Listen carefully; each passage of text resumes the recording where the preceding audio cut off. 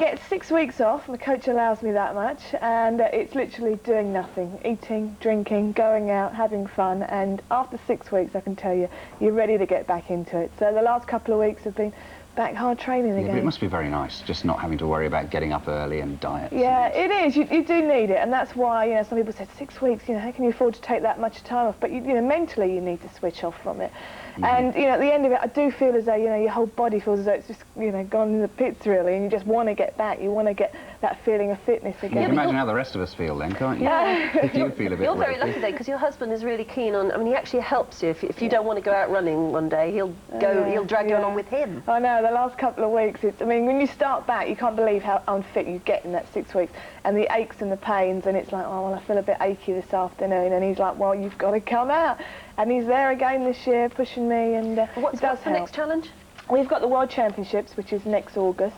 A couple of indoors in February, but it's all the hard work is now for next summer, really. That's a long way away, yes. Lots of training. And it's nice to see that you're involved in the Avon Crusade against breast cancer, and we're talking about breast cancer today. Yeah, so we'll talk to you about that a bit later. OK, Sally, thanks very much. Sally will be with us throughout the morning.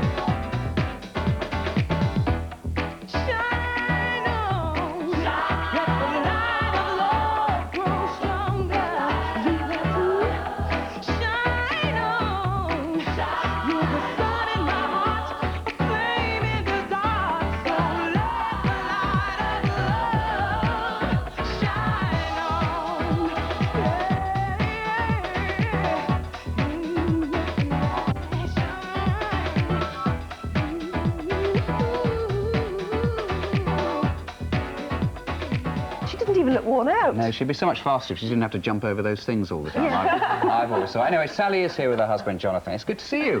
Hello. Have you recovered from being catapulted? I know. Did someone actually write that? No, it just comes out of our heads. And Jonathan is here. Good to see you. Now, that gotcha, which you were well stuffed, weren't you? Yeah, certainly. He was involved. He set me up, and I've never got him back, so just I know she will. She will get me back. Yeah, was that quite difficult? Keeping it quiet? Not really, no. A little bit of planning, but halfway through it, I was sort of regretting getting her into it, really. I was sort of up in the mixing room saying, oh, please guess, please guess. Were you really worried that she would be really angry?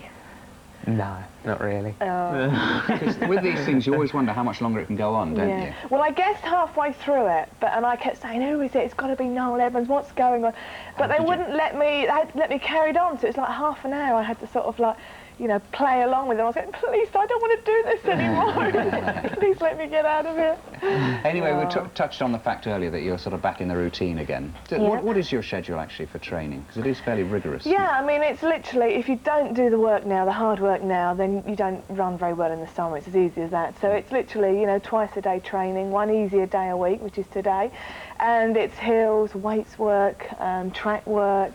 You know, just what time do you get up then? What time are you out sort of running? Oh, it's a bit more civilised these days. I'm not working so hard as I used to, and it's literally, you know, we'll do the first session at sort of 9:30, 10 o'clock in the morning, and then probably again at sort of 5, 6 o'clock in the evening. So you need time to recover. So you're out running after dark and stuff now? Yeah, that's the hardest thing. It gets dark about 4 Mm. o'clock, and it's, you know, you need and quite dangerous on the M6 and stuff. Isn't it? It is, isn't it? Hurtling over the cars. Yeah. What's it like being? I mean, you're a national hero. Is there much pressure in that? And everybody looks at you and says, "Oh, she's one of our heroes. She's one of the reasons Britain can feel great again," and things like that. Yeah, I think it's one of those situations where, you know, I'm just an everyday sort of person. You know, all of a sudden you win something and you don't realise what's going to happen. You know, and your whole life has changed since sort of '92. I've also sort of looked at it as though it's just 3-4 years of, you know, what I'm doing and what I'm achieving, then it's all going to go very quiet after. So make the most of it. And do you talk about that together? You must do, actually. Oh, yeah. Yeah, you've got to plan what you want to do. When the bubble bursts in a way. I don't suppose it'll ever burst, but it'll sort of wane. That's why it is really making the most of every opportunity you can.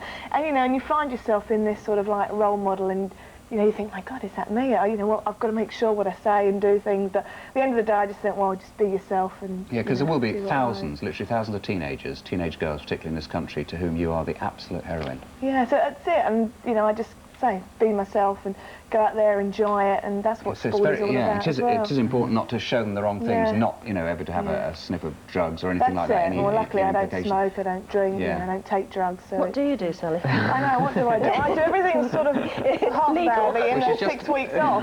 He's just done it for the last 6 weeks, he's given it up for another year. Have you had a really lovely time for 6 weeks? I'm glad to be back in training. It's tiring, all that. Training is much easier. What about, are you training as well yourself, Jonathan? Yeah, you're an athlete. Yeah, I'm not competing much anymore. I'm just helping Sally out, really. So you sort of a motivator? No, I wouldn't call it motivator. Just go out and enjoy it. We would never see each other if he wasn't around with me and things like that. So. Yeah, it's hard work on your own sometimes, and it's just easier. Sometimes it's a case of just talking about something other than training when you're running. Just get your mind off the pain. And what are your ambitions beyond this, beyond athletics? Actually competing? Oh, I've really got to decide what to do. Obviously, a lot of it, you know, you've got to pave the way now. You know, some TV work I'm getting involved in. You know, I'd like to do other things totally away from sport and things like that. Well, you're interested in children for a start. You were a nanny yourself. I was a nanny, yeah. So, I mean, that's why I enjoy doing a lot of things, encouraging children to get involved in sport as well. Done a lot with the breast cancer, with Avon's link there, and been sort of spearheading that for the last 2 years. Just tell us what you're doing there then. Well, they're literally, you know, all the representatives there wanted to get involved with, you know, some sort of women's issue, and they chose the breast cancer crusade. And I've been there for 2 years now, working with Avon and with this, and they've raised over £2 million. And you've met lots of people actually who have direct experience with cancer. Well, that's it. A lot of people at Avon have, you know, have some sort of connection. I think, you know, it's one of these things, you know, as we were saying earlier on, it's not just older people. You know, I actually know someone who's sort of like young 20s, you know, and it's been affected. A lot of people at Avon know someone, whether it's, you know, in their family or whatever like that. And a lot of the money they've raised through, you know, fundraising, people working out of the at the actual place at Avon in Northampton. And at the beginning of this year, you said that you had 3 New Year's resolutions, one of which was to be a better wife. Well, I'll direct this at Jonathan. Yeah, you better throw that back to me. Yeah, when are you going to sew lots of curtains with your new sewing machine? Oh, don't bring this up, no. The new sewing machine, that was last year, that was. That was last year? Yeah. So what's it been doing for a year? Collecting dust. Oh, shush, no, it's, one day it will come in use. Has she never made the curtains? We'll tell her to pull us up together and get it sorted. There's still plenty of windows to make curtains. It's great to see you, brother. Thanks very much.